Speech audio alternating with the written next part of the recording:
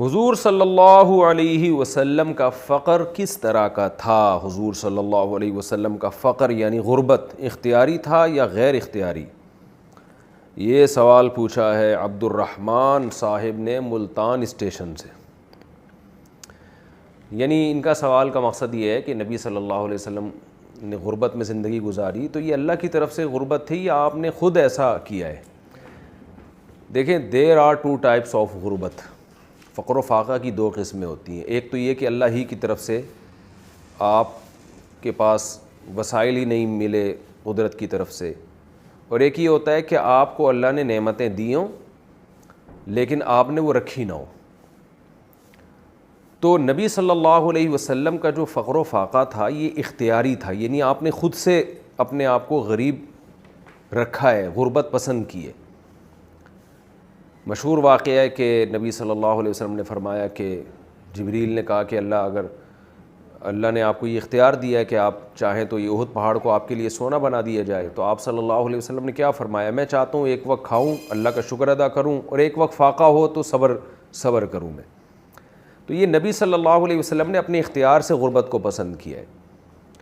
تو اس میں حکمتیں کیا ہیں وہ ایک الگ موضوع ہے، وہ میں بتاتا ہوں انشاءاللہ۔ دیکھیں یہاں دو چیزوں میں لوگ فرق نہیں کرتے۔ ایک طرف شریعت کا حکم یہ ہے کہ اللہ نے جب آپ کو نعمتیں دی ہوں تو آپ ان نعمتوں کو استعمال کریں۔ دو حدیثیں ہیں جن میں لوگ گڑبڑ کر دیتے ہیں۔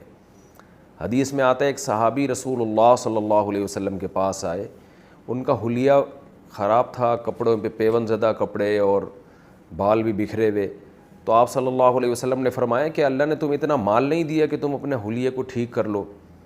فرمایا ہاں میں مالدار آدمی ہوں۔ تو آپ نے فرمایا ان اللہ یحب ان یرا اثر نعمتہ علی عبدہ، اللہ یہ چاہتے ہیں کہ جب اللہ نے کسی بندے کو نعمتیں دی ہوں تو وہ نعمتیں اس پہ نظر آنی چاہیے۔ اس حدیث سے ہمیں کیا پتہ چلتا ہے؟ اگر اللہ نے آپ کو پیسہ دیا ہے تو وہ پیسہ جھلکنا چاہیے آپ کی گاڑی سے، آپ کے گھر سے، آپ کے لباس سے، آپ کے لائف اسٹائل سے۔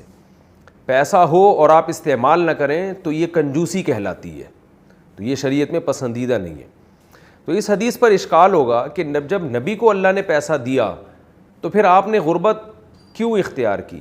تو دیکھیں پیسہ اگر ہو اور آپ نے رکھا ہوا ہے پیسہ، پھر اس کو استعمال نہ کرنا یہ تو عیب ہے، لیکن اگر آپ کو پیسہ دیا اور آپ نے سارا خرچ کر دیا، صدقہ خیرات کر دیا اور بچا ہی نہیں آپ کے پاس پیسہ، تو یہ شریعت میں ناپسندیدہ نہیں بلکہ یہ تو توکل کا بہت بڑا درجہ ہے۔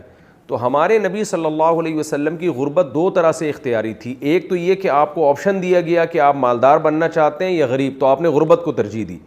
دوسرا یہ کہ جب بھی آپ کے پاس دولت آئی ہے، مال غنیمت کی صورت میں یا ہدیے کی صورت میں، کسی بھی طرح سے جب دولت آئی ہے تو آپ صلی اللہ علیہ وسلم کے پاس صبح اگر دولت آئی، پیسہ آیا تو شام ہونے سے پہلے آپ نے سارا صدقہ کر دیا، شام کو آیا تو صبح ہونے سے پہلے آپ نے سارا صدقہ کر دیا اور دوبارہ اسی فاقوں پر آ گئے۔ تو اس لیے علماء نے اس سے ایک نتیجہ اخذ کیا ہے کہ یا تو آپ دولت رکھ کے استعمال کریں، یعنی تین حالتوں میں سے ایک حالت آپ کو اختیار کرنی پڑے گی۔ یا تو آپ دولت جب اللہ دے رہا ہے تو رکھیں، اس کو استعمال کریں، جیسے حضرت سلیمان علیہ السلام نے کی، جیسے حضرت عثمان غنی نے کی، جیسے مغیرہ ابن شعبہ رضی اللہ عنہ نے کی، جیسے حضرت حسن نے کی۔ حضرت معاویہ آپ کو بہت ہدایہ دیا کرتے تھے اور آپ ان کو استعمال بھی کرتے تھے۔ حضرت حسن رضی اللہ تعالیٰ عنہ، بیت المال سے آپ کا بڑا اچھا وظیفہ حضرت معاویہ رضی اللہ تعالیٰ عنہ نے باندھ دیا، تو حضرت حسن اس کو استعمال کرتے تھے۔ ایک بڑی شان و شوکت والی حضرت حسن کی زندگی تھی، تو اور یہ بہت سے پیغمبروں میں ہے اور بہت سے صحابہ میں یہ آپ کو یہ ملے گا۔ حضرت عثمان غنی کا جیسے حساب تھا۔ تو ایک کنڈیشن تو یہ جو عام طور پہ لوگوں کی ہوتی ہے کہ اللہ جب پیسہ دیتا ہے تو نظر بھی آتا ہے۔ دوسری کنڈیشن یہ ہوتی ہے کہ اللہ پیسہ دے مگر آپ کا دل اتنا بڑا ہو کہ آپ ایک روپیہ اپنے پاس نہ چھوڑے، سارا صدقہ کر دیں۔ بعض پیغمبروں کا طرز زندگی یہ تھا، جیسے حضرت ہمارے نبی صلی اللہ علیہ وسلم کا تھا، جیسے حضرت ابو ذر غفاری رضی اللہ تعالیٰ عنہ کا تھا کہ آیا رکھا نہیں، سارا صدقہ کر دیا۔ جیسے حضرت عمر بن خطاب رضی اللہ تعالیٰ عنہ کا تھا کہ ان لوگوں کے پاس اگر پیسے آتے بھی تھے تو یہ رکھتے نہیں تھے بلکہ صدقہ کر دیا کرتے تھے۔ تیسری کنڈیشن یہ ہے کہ آپ کے پاس پیسہ آیا اور آپ نے رکھا مگر رہے غریبوں کی طرح آپ، یہ ناجائز ہے۔ یعنی پیسہ ہے یا تو اتنا بڑا دل بھی نہیں ہے کہ آپ سارا صدقہ کر دیں، یہ کسی حکمت سے صدقہ کر نہیں رہے آپ، لیکن کیا کر رہے ہیں کہ رکھا ہوا بھی اور استعمال نہیں کر رہے، یہ کنجوسی ہے، یہ ذخیرہ اندوزی ہے، اس کو شریعت نے بالکل بھی پسند نہیں کیا۔ تو بہت سے لوگ ہمارے معاشرے میں اس طرح بھی ہوتے ہیں۔ تو نبی کا تو سب سے اعلیٰ درجہ ہے، آیا صبح، جب آیا تو شام کا آپ نے انتظار نہیں کیا، سارا صدقہ کر دیا۔ یہ جو توکل کا درجہ ہے یہ ہر ایک کے لیے جائز نہیں ہے، کیونکہ نارملی ایک عام آدمی کے لیے اس کی اجازت نہیں ہے، کیونکہ وہ جب شام کو فاقہ پڑے گا تو وہ اسلام کو برا بھلا کہے گا، اللہ کو معاذ اللہ کہے گا کہ میں نے تو اللہ کی خاطر سارا صدقہ کر دیا تھا اور دیکھو اللہ نے اب مجھے فاقوں میں ڈال دیا۔ تو ایک نارمل جو حکم ایک عام آدمی کے لیے وہ یہی ہے کہ اتنا صدقہ کرو جتنا افورڈ کر سکتے ہو۔ کل شام کو اگر فاقہ پڑ جاتا ہے تو اللہ کے بارے میں شکایتیں نہ آئیں، بلکہ آپ کا اتنا اللہ پہ اعتماد اور توکل ہو کہ آپ اس کو افورڈ کر سکیں۔ پھر صرف آپ میں نہیں، آپ کے بیوی بچوں میں بھی ہو۔ آپ نے کہا بھئی میں تو فاقے میں بھی گزارا کر لوں گا، کوئی مسئلہ نہیں ہے، جتنی میرے پاس دولت ہے آج سے ساری میں نے فلاں ٹرسٹ کو دے دی اور فلاں غریبوں کو بانٹ دی۔ تو آپ اکیلے تو نہیں، آپ کے ساتھ تو بیوی بچوں کی لائن بھی ہے اگر آپ میرے بیانات سنتے ہیں۔ تو پھر ایسے موقع پر ان کو توکل کی بھیٹ کیوں چڑھا رہے ہو بھائی؟ ان کا تو آپ کو نان نفقہ پورا کرنا پڑے گا۔ یہی وجہ ہے ہمارے نبی صلی اللہ علیہ وسلم 1 سال کا نان نفقہ گھر میں ڈال دیا کرتے تھے، پھر سارا صدقہ کرتے۔ لیکن آپ کی ازواج میں اتنا توکل تھا کہ وہ 1 سال کا نان نفقہ جب گھر میں آتا تو وہ 1 سال تک رکھتی نہیں تھی، وہ بھی صبح آتا تو شام تک صدقہ کر دیا کرتی تھی۔ حضرت زینب رضی اللہ تعالیٰ عنہ کی سخاوت تو مشہور ہے کہ صبح آپ کے پاس راشن آیا ہے اور شام ہونے سے پہلے سارا غریبوں میں بانٹ بوٹ کے ختم کر دیا۔ تو حضرت عائشہ رضی اللہ تعالیٰ عنہ کا بھی یہی حال تھا، اتنی سخاوت کہ آپ کے بھانجے ان کو غصہ آ گیا۔ حضرت عائشہ رضی اللہ تعالیٰ عنہ کے بھانجے نے قسم اٹھا لی کہ میں آپ کے ہاتھ روک دوں گا، یہ اتنی سخاوت کر رہی ہیں تو وہ اپنا نقصان کر رہی ہیں۔ امی عائشہ کو جب پتہ چلا کہ میرے بارے میں قسم اٹھا لی ہے کہ مجھے سخاوت نہیں کرنے دیں گی، تو امی عائشہ نے قسم اٹھا لی کہ میں ان سے زندگی بھر بات نہیں کروں گی۔ تو بہرحال پھر صلح و صفائی ہوئی ہے، دونوں کی قسموں کو توڑا گیا، پھر حضرت عائشہ نے بہت باندی آزاد کی اپنے قسم کے کفارے کے طور پر۔ تو مقصد یہ ہے کہ بہت بڑے لوگ تھے تو ان کا توکل بہت بڑا تھا، تو عام نارمل آدمی کو حکم یہی ہے کہ اتنا صدقہ کرو جتنا افورڈ کر سکتے ہو۔ تو نبی صلی اللہ علیہ وسلم کی یہ شان تھی کہ آپ نے غربت کو اختیار کیا ہے۔ اس میں حکمتیں کیا تھیں؟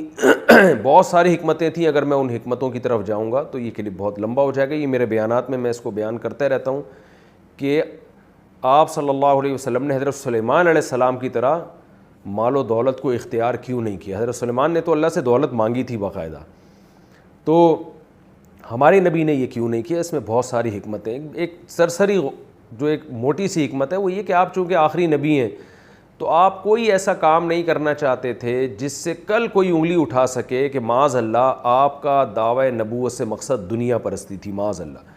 تو اس لیے آپ نے ایسی دنیا کی نفی کی ہے کہ آج کوئی غیر مسلم بھی آپ پر انگلی نہیں اٹھا سکتا کہ یہ سب کچھ آپ نے معاذ اللہ نقل کفر پیسے کے لیے کیا تھا۔ تو آپ کے پاس پیسہ آیا بھی تو آپ نے رکھا ہی نہیں، تاکہ چونکہ آخری نبی ہے نا، حضرت سلیمان علیہ السلام تو آخری نہیں تھے، کوئی ان پر ایمان نہ لائے تو نیا نبی آئے گا، تو اور ساری دنیا کے لیے آپ کو پیغمبر بھی نہیں بنایا گیا۔ ہمارے نبی چونکہ آخری نبی ہیں ساری دنیا کے سارے انسانوں کے لیے، تو آپ کی شخصیت کو ہر لحاظ سے اعلیٰ اور اکمل بنایا گیا ہے، اور ایسا بنایا گیا کہ کوئی بھی آپ پر انگلی نہ اٹھا سکے کہ بھئی یہ جو ہے معاذ اللہ انہوں نے دنیا کے لیے یہ سب کچھ کیا ہے۔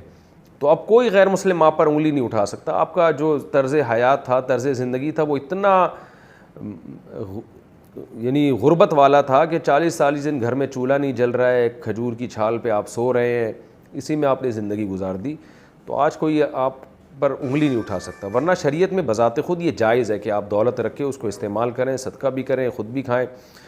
وَأَمَّا بِنِعْمَةِ رَبِّكَ فَحَدِّثْ، رب کی نعمتوں کو بیان کریں۔ تو بیان کبھی قول سے ہوتا ہے، کبھی عمل سے۔ عمل سے بیان یہ ہے کہ دولت ہے تو وہ نظر آئے۔ اللہ تعالیٰ ہمیں اپنے حبیب صلی اللہ علیہ وسلم سے اور محبت نصیب فرمائے۔ اور اس میں ایک حکمت یہ بھی تھی کہ غریبوں کو بھی تسلی، دولت مند کو تو تسلی پیسے سے ہوتی ہے، آپ کوئی اس امت میں غریب ہوگا تو اسے تسلی ہوگی کہ بھائی اللہ کے سب سے جو لاڈلے پیغمبر تھے، سب سے جو زیادہ محبوب پیغمبر تھے وہ غریب تھے، تو ہم اگر غریب ہو گئے تو کیا ہو گیا؟ تو یہ بھی ایک اس میں بہت ایک ہمارے لیے سبق ہے۔